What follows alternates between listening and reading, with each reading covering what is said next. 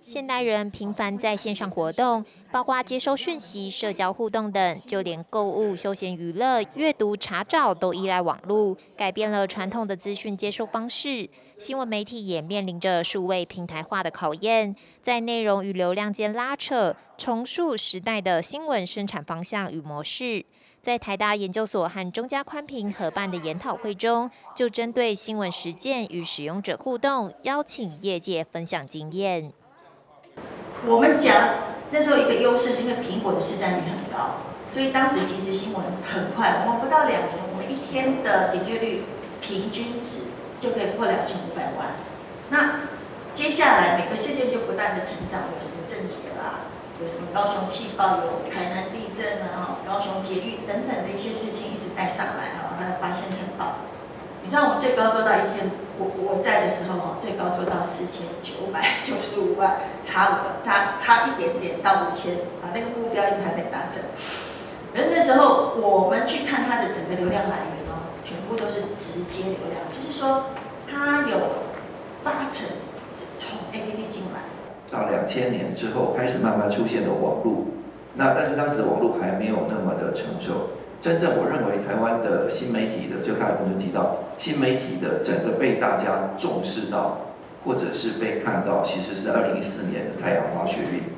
好，那时候我服的单位是今日传媒。我记得那时候，因为我们说实在，我们的新闻真的也没有苹果多，新闻也没有苹果快。但是我们想到一个，因为我自己从电视台出身，我想到做的是直播，所以我印象很深刻。那时候我们利用日本的一个直播平台。我们就是大家如果印象的话，它是用2个那个蓝白夹角托放了一个 iPad 直播立法院里面那3天的情况。那当时只有一个媒体把它放在首页，然后也帮那些学生做了3天3夜的直播，就是 Now News。因为那件事情，我们的流量第一次破1000万，现在听闻说有5000万，我们是当然很汗颜，但是对我们来讲，我们当时也是天文数字。就是因为那一次的太阳花的学运，大家开启了另外一个新媒体的时代，就是原来网络可以成为另外时代。那当时 FB 也还没有崛起，更不要说 YouTube。那时候用的是一个日本的一个免费的软体，然后我们就做了3天，大概70几个小时的直播。这些科技的大厂它这个提供的这些技术的资源这个除了将我们的内容这个提上去之外，很重要，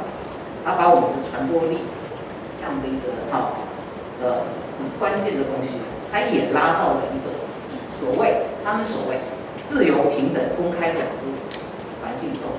去到这个平台上去展示那所谓平等的就是他们所谓的演算法。这个演算法是没有公开的，由他决定。我们也不知道，他演算法随时都可以改变。我们并不知道它是怎么计算出来的。新闻工作者在竞逐阅听人点阅率之下，评断新闻内容的标准不再如从前的看法逻辑运作，媒体和阅听人之间相互影响，产生双向的选择与沟通关系。以新闻工作者的角度，业者纷纷面临产业困境与挑战，但在改变传统新闻产制模式时，也坚信保有公平、正确且优质的内容是永续发展的核心目标。记者温允俊台北报道。